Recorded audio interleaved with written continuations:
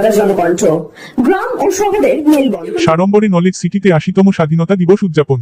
সারা দেশের সাথে রাজারহাটের নলেজ সিটিতে যথাযোগ্য মর্যাদা ও আবেগঘন পরিবেশে পালিত হল ৮০তম স্বাধীনতা দিবস।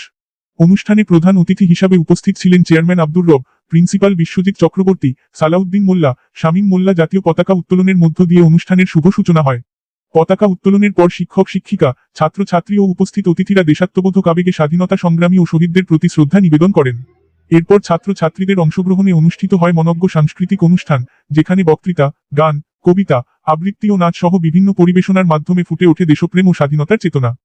দিবসে আমাদের এটাও একটা কর্তব্য যে আমরা আরেকবার এটা শপথ নেব যে আমরা যে জ্ঞান অর্জন করছি তার মাধ্যমে আমরা প্রকৃত স্বাধীনতার যে মূল্য সেটা আমরা অনুধাবন করব। কারণ একটু আগে আব্দুল রব সাহেব বললেন যে আমরা স্বাধীনতা যখন অর্জন করেছি আমাদের অনেক মূল্য চুকিয়ে এই স্বাধীনতা অর্জন করতে হয়েছে। কিন্তু এই প্রতিষ্ঠানের কাছে আমার একটা বড় অনুরোধ থাকবে যে এখান থেকে যারা বেরোচ্ছে তারা প্রত্যেকটি সেক্টরে এরকম গুরুত্বপূর্ণ ভূমিকা আগামী দিনে দেশের জন্য নেবে, যেখানে আমাদের স্বাধীনতা শুধু প্রতিষ্ঠিত হবে না, আরো অনেক দৃঢ় হবে এবং সমাজের যে কিছু কিছু জায়গায় এখনো দূষণ আছে সেগুলোকে আমরা মুক্ত করতে পারবো এই জ্ঞানের সীমা আরো বাড়িয়ে।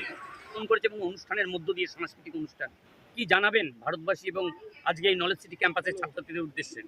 এবং ভারতবর্ষের অনেক আত্মবলিদানের মধ্যে দিয়ে আমরা স্বাধীনতা পেয়েছি। ফলে তারা স্বাধীনতার জন্য লড়াই করেছেন, সেই তাদের ইতিহাস আমাদের ছাত্রছাত্রীদের মধ্যে আমরা তুলে ধরার চেষ্টা করেছি।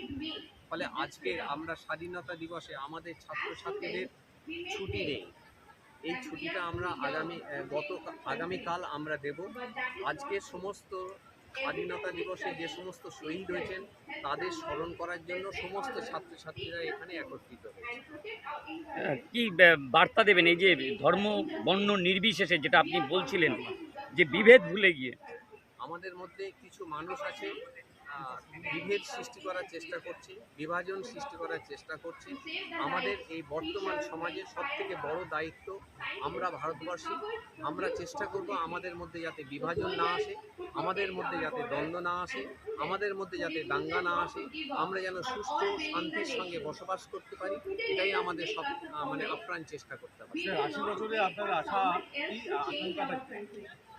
দেখুন, কিছু মানুষ সবসময় চেষ্টা করে আমাদের মধ্যে বিভেদ সৃষ্টি করা, সেই বিভেদটা যাতে না হয়, দাঙ্গা যাতে না বাঁধে, সে চেষ্টাটাই আমাদের সবথেকে বড় সমস্যা।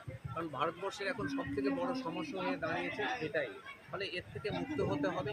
আমাদের সবাইয়ের মধ্যে সম্প্রীতির ভাবটা গড়ে উঠুক, আমাদের মধ্যে ঐক্যের ভাবটা গড়ে উঠুক। আমরা ভারতবাসী, আমরা মাথা উঁচু করে দাঁড়াবো বিশ্বের বুকে। সমস্ত ঐতিহ্যকে আমরা রক্ষা করব, আমাদের সংস্কৃতিকে আমরা রক্ষা করব। এটাই হচ্ছে আমাদের শিক্ষা। সম্পর্কে যে মন্তব্যটা করা হয়েছে এটা অনুচিত, এটা দুর্ভাগ্যজনক।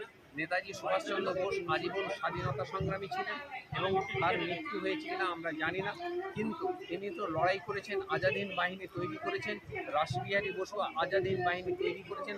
পরবর্তীকালে নেতাজি সুভাষচন্দ্র বসু সেটাকে গ্রহণ করেছেন, তার উপরে দায়িত্ব দেওয়া হয়েছিল আজাদ হিন্দ বাহিনী। ফলে তারা আপ্রাণ চেষ্টা করেছেন ইংরেজদেরকে ভারতবর্ষ থেকে তাড়াবার জন্য এবং ইম্ফল মণিপুর পর্যন্ত আজাদ হিন্দ বাহিনী এসেছিল এবং স্বাধীন করেছিল। পরবর্তীকালে বিশ্বের 9টি দেশ এই আজাদ হিন্দ সরকারকে স্বীকৃতিও দিয়েছিল। ফলে তার অবদানকে কেউ অস্বীকার করতে পারবে না। আমাদের দেশ নায়ক হচ্ছে নেতাজি সুভাষচন্দ্র বোস, তিনি স্বাধীনতা সংগ্রামী। আমরা বাঙালি তাকে সবসময় সম্মান করি, শ্রদ্ধা করি এবং ভালোবাসি।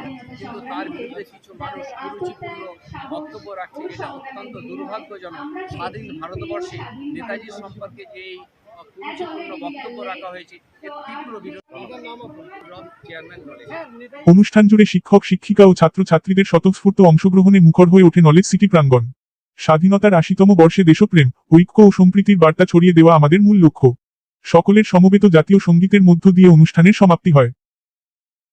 ক্যামেরায় রোজলিন ইয়াসমিনের সঙ্গে কাজী হাফিজুল, রিপোর্ট নিউজ কলকাতা। চিকিৎসার কথা ভাবছেন? আজই চলে আসুন শীর্ষ general and eye care hospital.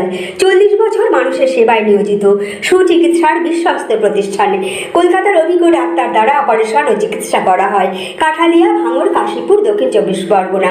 যোগাযোগ 7407337744, 7407441233।